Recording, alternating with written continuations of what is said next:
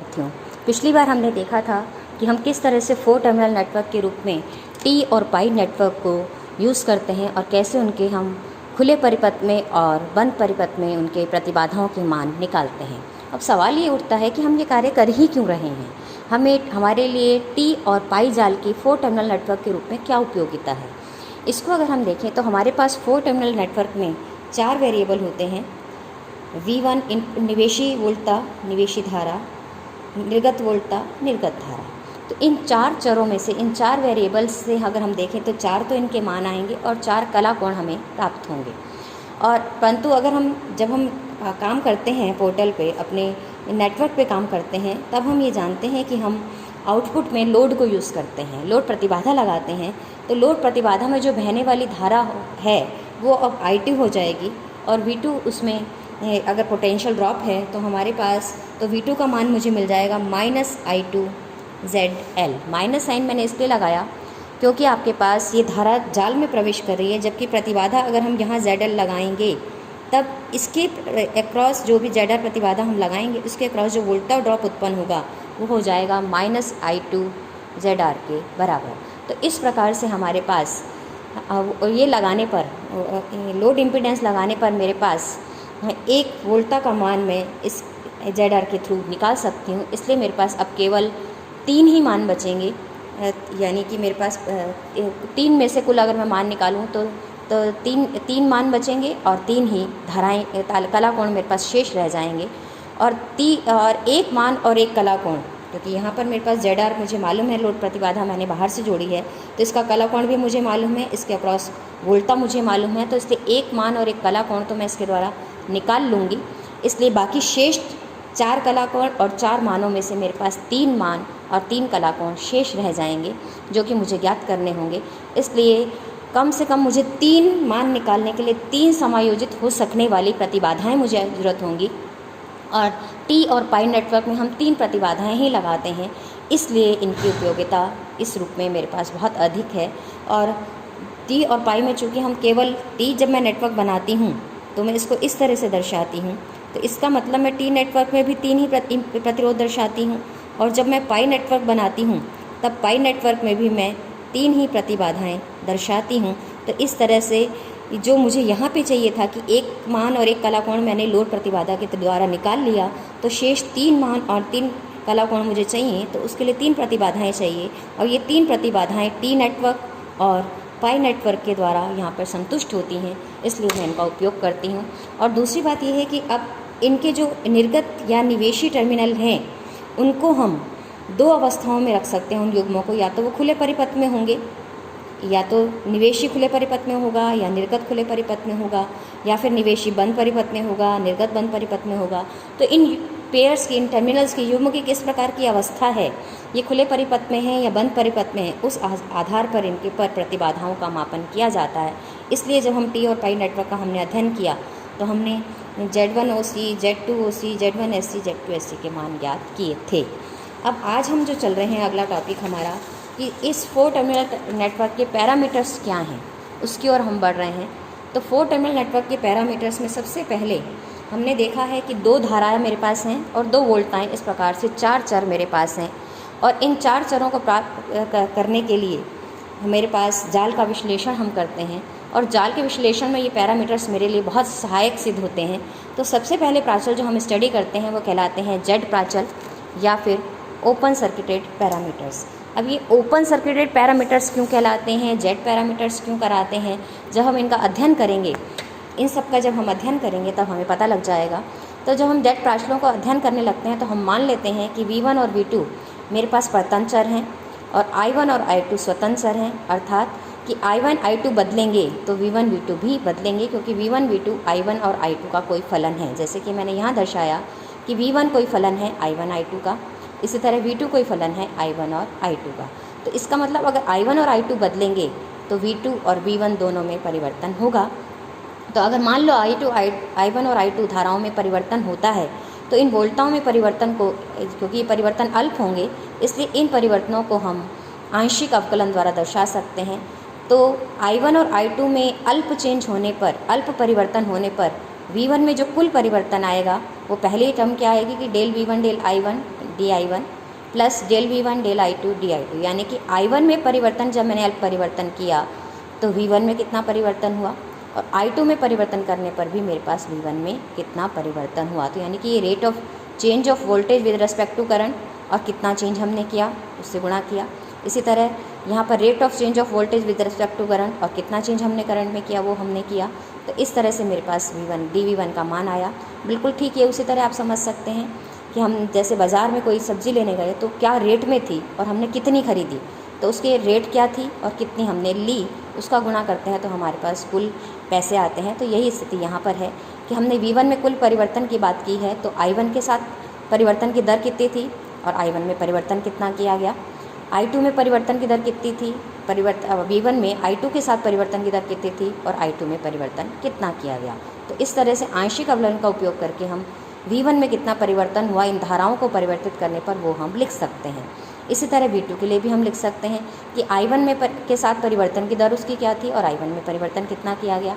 I2 के साथ V2 के परिवर्तन की दर कितनी थी और I2 में परिवर्तन कितना किया गया।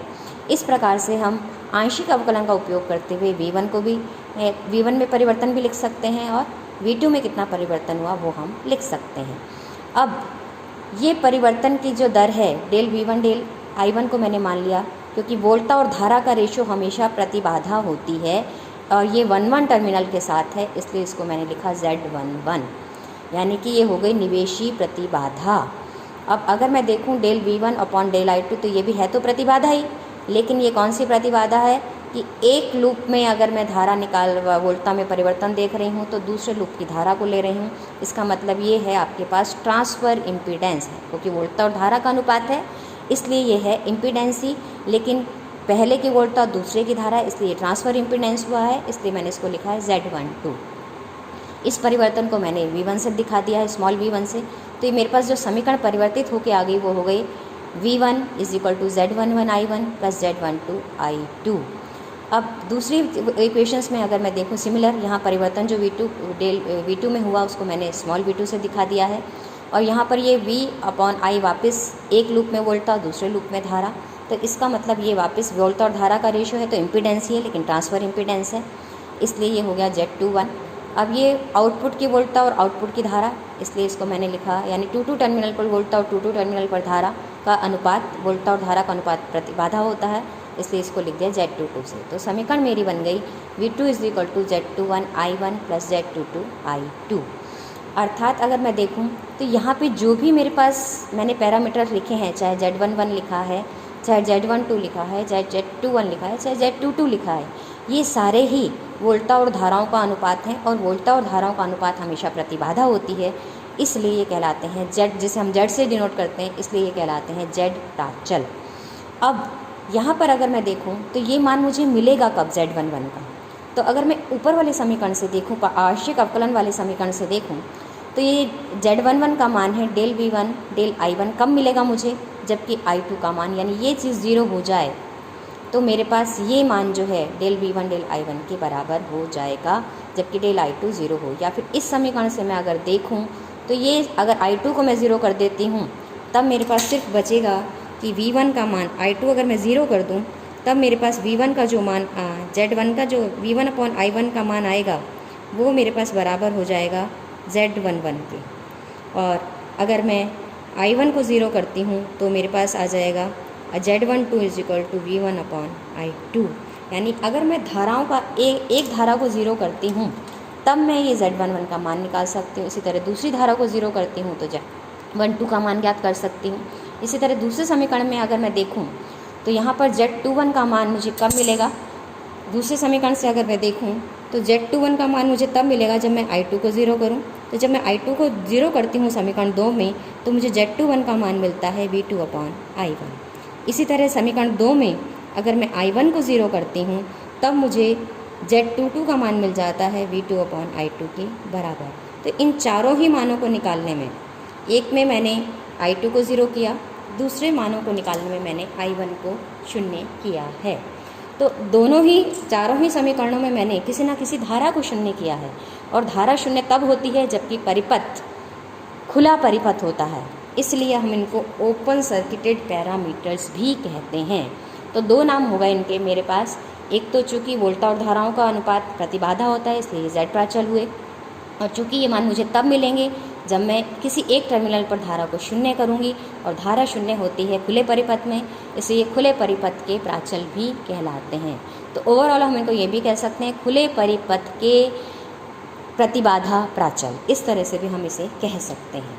और अब इनको मैं मैट्रिक्स फॉर्म में दर्शाऊँ मेरे समीकरण 1 व 2 को, तो मैट्रिक्स बन जाएगी मेरे पास कि V1 V2 का मान अगर मैं निकालूं तो ये I1, यहाँ पर I2, ये हम ये बात ध्यान रखें कि Z11 को मैं कहती हूँ इनपुट इम्पीडेंस। क्यों? V1 अपॉन I1, ये निवेशी टर्मिनल पर मैंने वोल्टा और धारा का अनुपात निकाला है, जबकि I2 0 है, यानी कि ये खुले परिपथ की निवेशी प्रतिबाधा है। और Z12 को अगर मैं देखूँ तो Z12 जबकि I1 0 है, यानी वोल्टा और धारा का अनुपात है, लेकिन एक लूप में वोल्टा एक लूप में धारा, इसलिए इसको हम कहते हैं रिवर्स ट्रांसफ़र इम्पीडेंस। अब ये भी ट्रांसफ़र इम्पीडेंस है, एक में वोल्टा एक में धारा, इसलिए, और ये भी I2 0 है, इसलिए खुले परिपथ का रिवर्स ट्रांसफ़र इम्पीडेंस कहलाता है, open circuited reverse transfer impedance. इसको अगर मैं देखूँ तो ये क्या चीज़ है, V2 अपॉन I2, यानी कि बाह्य टर्मिनल्स पर, निर्गत टर्मिनल्स पर वोल्टा और धारा का अनुपात है, तो इसको मैं क्या कहती हूँ, I0 है, खुले परिपथ की निर्गत प्रतिबाधा। तो एक बार फिर से अगर हम देखें तो ये है निवेशी टर्मिनल्स की खुली प्रतिबाधा या खुले परिपथ की निवेशी प्रतिबाधा। और ये Z12, जिसको हम ZR से भी लिखते हैं, क्या कहलाती है, खुले परिपथ के लिए व्युत्क्रम ट्रांसफ़र इम्पीडेंस, व्युत्क्रम अंतरित प्रतिबाधा। और इसको अगर हम देखें तो ये भी खुले परिपथ की, क्योंकि धारा 0 है, खुले परिपथ की रिवर्स फॉरवर्ड ट्रांसफ़र अग्र अंतरित प्रतिबाधा है, खुले परिपथ की अग्र आंतरिक प्रतिबाधा। और ये V2 अपॉन I2 निर्गत प्रतिबाधा है, खुले परिपथ के लिए निर्गत प्रतिबाधा का मान है। तो इस तरह से इन चारों को हम डिफाइन कर सकते हैं। और मुझे मैट्रिक्स क्या मिलती है, V1 V2 = ZI ZR ZF ZO I1 I2। तो इस तरह से हम इसको मैट्रिक्स फॉर्म में भी निरूपित कर सकते हैं।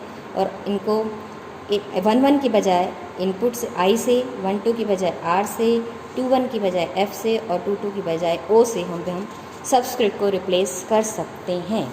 अब हम देखते हैं कि इनका तुल्य परिपथ कैसे बनाएं।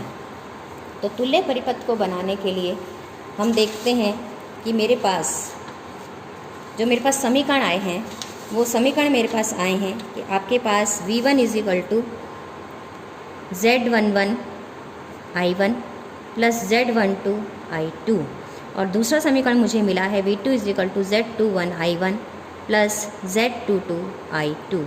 तो अब मैं पहले समीकरण में मैं किरचॉफ, क्योंकि ये वोल्टा है यहाँ पे, तो अगर मैं देखूँ तो क्या लग रहा है, किरचॉफ का वोल्टा नियम मैं लगा रही हूँ। तो किरचॉफ के वोल्टे नियम से मुझे समीकरण मिलता है कि जो EMF है वो किसके बराबर होती है, वोल्टा पतन किसी भी इम्पीडेंस के अक्रॉस वोल्टा पतनों के योग के बराबर है। तो यहाँ पर किरचॉफ का वोल्टा नियम लग रहा है। दूसरी समीकरण में भी चूँकि ये वोल्टा का समीकरण है, ये भी किरचॉफ का वोल्टा नियम को दर्शा रहा है। और किरचॉफ का वोल्टा नियम हमेशा बंद लूप में लगाते हैं, ये हमें पता है। तो यहाँ से अगर मैं देखूँ तो पहला समीकरण V1, यानी यहाँ पर एक बैटरी जुड़ी हुई है, एक तरह से हम मान सकते हैं, जिस पर वोल्टा कितनी है V1, जो इनपुट टर्मिनल है उस पर वोल्टा कितनी V1।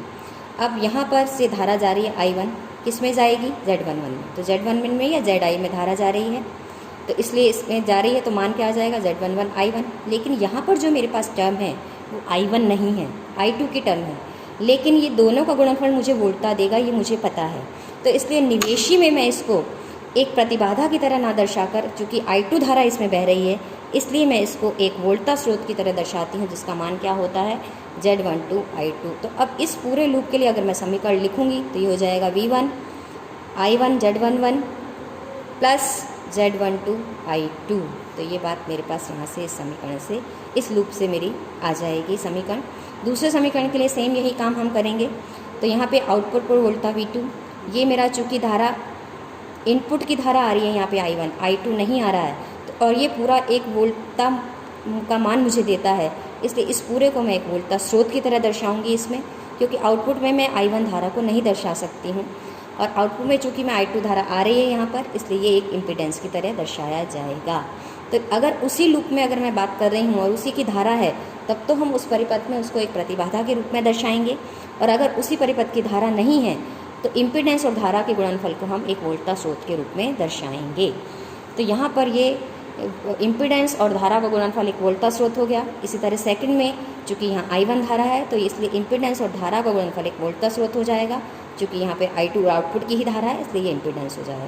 तो इस तरह ये तुल्य टी जाल हम दोनों के लिए बना सकते हैं। ये हो गया इनपुट का और ये आउटपुट का। चूँकि इनपुट आउटपुट को प्रभावित कर रहा है इसलिए इन दोनों को हमने आपस में दोनों लूपों को जोड़ दिया है। ये मेरा पहला लूप, ये मेरा दूसरा लूप। पहले लूप के लिए समीकरण मेरी 1, दूसरे लूप के लिए समीकरण मेरी 2 और इन दोनों को चूँकि आपस में कनेक्टेड है इसलिए आपस में मैंने जोड़ दिया है। तो ये तुल्य टी जाल, तुल्य जो इनका परिपथ है और जेड प्राचलों के लिए वो मैंने बना दिया है। और तुल्य टी जाल अब हम नीचे बाद में कल स्टडी करेंगे कि इसका तुल्य टी जाल हम कैसे बनाएंगे।